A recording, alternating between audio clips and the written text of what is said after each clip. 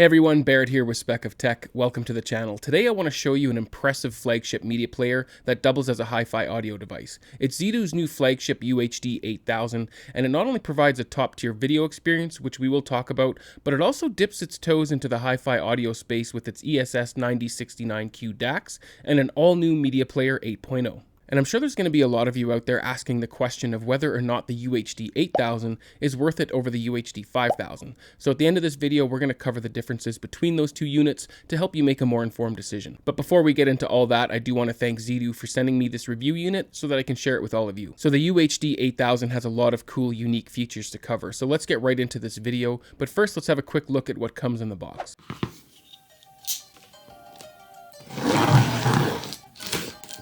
Let's see what the latest and greatest from Zidoo has to offer. So this is the new UHD8000. Let's get into this box. So on the top, you got some protective styrofoam, and then immediately under that, you have the unit itself, which is protected by styrofoam all around and in a plastic bag. So here's the unit itself in plastic. So let's open this up. It seems to be pretty well built. It feels pretty solid anyway. It's fairly heavy in the hand.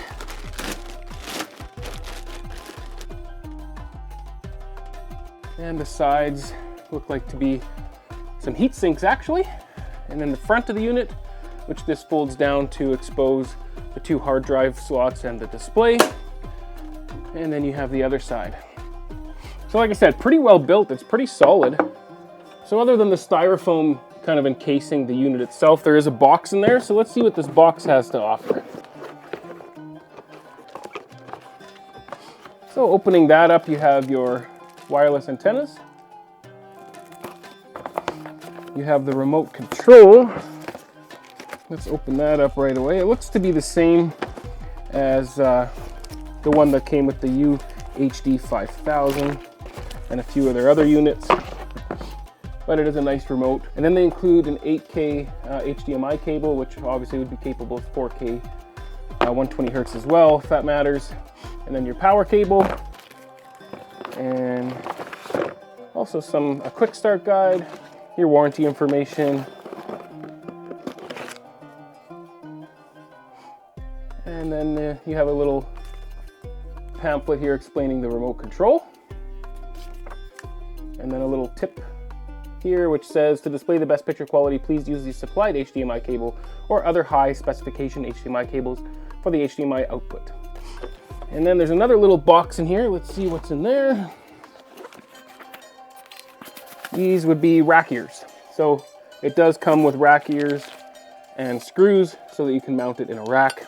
And that's all that's included in the box, so let's move on. After getting the UHD8000 out of the box, I can tell that it is a well-built unit and it looks and feels very premium. It's going to look at home in even the most upscale home theater racks, as they should be for their $1,500 US or $2,000 Canadian price tag. I like the fact that Zidoo included some extras right in the box, like the rack ears and the 8K capable HDMI cable. Just make sure that you have a few AAA batteries for the remote, because they aren't included. At least they weren't included with my review unit. Setting up the Zidoo was pretty straightforward. Once I connected the power cable and the HDMI cable, I powered it on, and the unit walked me through some basic setup on my TV. Once that was all done, it was time to play around with the functionality. First and foremost, the UHD8000 functions as a media player, and it's arguably the best media player on the market. And I'm sure there's some of you out there thinking the exact same thing that I thought before I bought my first Zidoo UHD5000. I thought that a media player like this was a bit of a gimmick and it wouldn't add much benefit to my system. I was perfectly happy with my Panasonic UB820 4K Blu-ray player, and I thought having to get up and change the discs isn't that hard. Why would I really need a media player like this? But I finally did cave and I bought myself the UHD5000, and I'm so glad that I did. The first reason that I'm glad is because I feel the picture quality from the Zidoo UHD units is even better than my Panasonic UB820 playing a 4K Blu-ray, and I already thought that the UB820 had a fantastic picture quality. There's just something that pops when watching content through my previous UHD5000 as well as the UHD8000. It's almost as if they have a 3D lifelike appearance, but sadly for those that like to watch actual 3D content, the Zidoo units do not support 3D content playback. But it does support pretty much every other major format like ISO, MKV, and MP4, and for your viewing pleasure, it supports 12-bit color depth, the BT 2020 wide color range, along with Dolby Vision, HDR10, HDR10+, and HLG. It also supports audio formats like Dolby Atmos and DTS:X. For the audio lovers out there, the digital outputs support 24-bit 192 kHz, and the USB audio output for external DACs supports up to PCM 768 kHz and DSD 512 native. Conveniently, the UHD8000 has dual HDMI outputs, one for audio and video, and one for audio only. This helps those of you that have your display separate from your audio setup, like those with a projector or those that want to use the Zidoo as a music streamer for a separate 2-channel setup. That's of course if you aren't using the dedicated analog RCA and XLR left and right channel outputs for your hi-fi audio. And the second reason I'm glad I made the switch to a Zidoo media player is because of the convenience of having my movie collection at my fingertips, which is organized automatically by Zidoo's matching software, which even will organize your movie collections for you. So for example, if you do have all of the John Wick movies, the Zidoo is going to recognize that. It's going to give you one thumbnail and mark it as a collection, and then all 4 of the John Wick movies will be in that one thumbnail, as opposed to having each movie separately in your poster wall. There is the odd time that it won't find a match or may mismatch a movie, but it's very simple to rematch a movie. Simply go to your unmatched or your mismatched movie, hold down the middle button on the remote, and then select rematch. Fill in the search bar and select the correct movie for that thumbnail. For most movies, you can even select from a variety of movie posters to display as the thumbnail. So yes, you can rip your own movie collection onto the device storage, but keep in mind that you are going to need separate hardware to do that. You're going to need a 4K or UHD Blu-ray reader connected to your computer with appropriate software to rip those discs. And for those that like to download movies, yes, you can download movies from your favorite site and store them on the Zidoo if you choose. The UHD8000 does come with 64 gigabytes of eMMC storage for your apps and 8 gigabytes of RAM for smooth operation. But if you want to store an entire movie collection, keep in mind that you will need to purchase your own mass storage. There are 2 SATA hard drive bays in the UHD8000, and each can handle up to 16 terabytes of storage for a total of 32 terabytes. There's also 2 USB 3.0 ports for connecting external hard drives on the back of the UHD8000, and for those that have networked storage set up, there is Wi-Fi support and gigabit LAN. Once you have your movie collection accessible through one of the ways I just mentioned, navigating it is a breeze with the Zidoo UI. In the settings, you can choose whether you want the UI to appear as SDR, HDR, or Dolby Vision. I preferred the look of the UI in Dolby Vision. You can also choose what resolution you want the UI to appear in, either 1080p for even smoother and faster navigation, or in 4K resolution, which may slow things down just a little bit, but you are going to get that 4K resolution. I have my unit's UI set to 4K and I found it very snappy thanks to the updated Amlogic S928X-K processor and 8 gigs of RAM. You might have to wait a second for the thumbnails to load on your poster wall the first time that you're scrolling through it,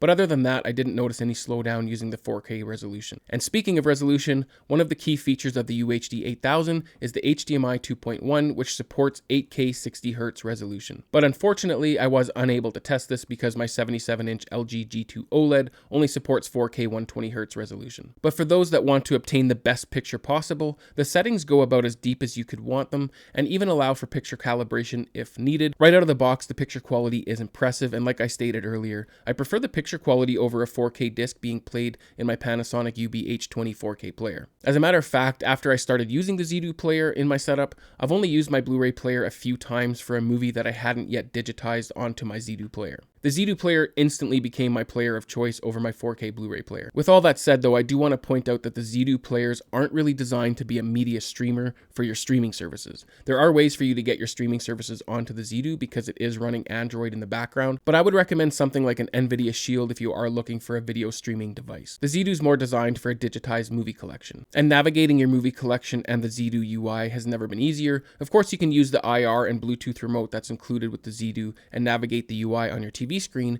but Zidoo now has a very intuitive and useful app that allows you not only to scroll through your poster wall and access all of the Zidoo settings directly on your phone or tablet, you can also use the feature called Cast. For those of you out there with an Eversolo streamer like the A8 or A6, this will be all too familiar to you because those that don't know, Eversolo and Zidoo are the same company. If you use the Cast function, you're going to see on your phone or your tablet screen exactly what's being displayed on your TV, which is incredibly handy for changing your Zidoo settings or choosing a movie to watch, but even more useful if you decide to use the music playback functions of the UHD8000. It supports all the major streaming services like Qobuz, Tidal, and Amazon Music, and navigating those services is incredibly easy using the Zidoo controller app. And using the app eliminates the need for your TV or your projector to be on to use those functions. So if you are concerned about burn-in when you have the settings menu up on the Zidoo, you can turn your TV off and control everything from the controller app itself on your phone or your tablet, which is incredibly convenient. Although you may want to leave your TV or your projector on to see the visual VU meters or the spectrum displays that the UHD8000 will display on your screen while you're listening to music. Again, for those familiar with the Eversola units, these visualizers will be all too familiar, but it's very cool that Zidoo decided to include them for the music streaming functions on this player. The music streaming and hi-fi functionality that Zidoo included in this unit really adds to the value prospect of the UHD8000. Not only are you getting one of the best, if not the best, media players on the market that doesn't require any sort of subscription, you're also getting a very capable hi-fi music experience that is all easier to use than ever using the Zidoo controller app. Alright, now that we've covered all of that, it's time to answer the ever-important question. What are the differences between the UHD5000 and the UHD8000 specifically? And to answer that question, let's have a look at this very handy Excel spreadsheet that the folks over at Zidoo conveniently put together for us all to have a look at. So obviously the first difference that we're going to see between the UHD5000 and the UHD8000 is the fact that they are using a different processor. So the 5000 is using a Realtek 1619 BPD, and the UHD8000 is using the Amlogic S928X-K. So you are going to get better processing with the UHD8000, hence why it's able to support a 4K UI, but we're going to get to that in just a second. And then you do have the upgraded NPU as well. So it's basically double. This is a 1.6 tops and this is a 3.2. And then for your GPU, it looks like the UHD8000 is using like the updated version of the G57. This one's using the UHD5000 using the ARM Mali G57. The UHD8000 is using the ARM Mali G57 MC2. The UI resolution on the UHD5000 is stuck at 1080p, whereas the UHD8000 is able to handle 1080p as well as 4K, which we already covered in the video. For RAM, you have 4 GB of RAM on the UHD5000, and the UHD8000 is at 8 GB of RAM. You have the exact same amount of storage in both units, 64 GB of eMMC storage. For the DACs, you have an ESS 9068AS in the UHD5000, and for the 8000, you have an ESS 9069Q. Wi-Fi is pretty much identical here. You both have 2.4 gigahertz as well as 5 gigahertz dual band Wi-Fi 6. For your HDMI out, the UHD5000 is using an HDMI 2.1, but it only supports up to 4K at 60 frames per second, 12-bit color depth, HDR10+, and you can read that all here. Whereas the UHD8000 does have an HDMI 2.1A, and it supports up to 8K 60p, and of course also supports 12-bit color and HDR10+ and all that. You can read that all here if you want to have a read. Just pause the video. So when it comes to AI picture quality, the UHD5000 does not have that supported in their unit, whereas the UHD8000 does.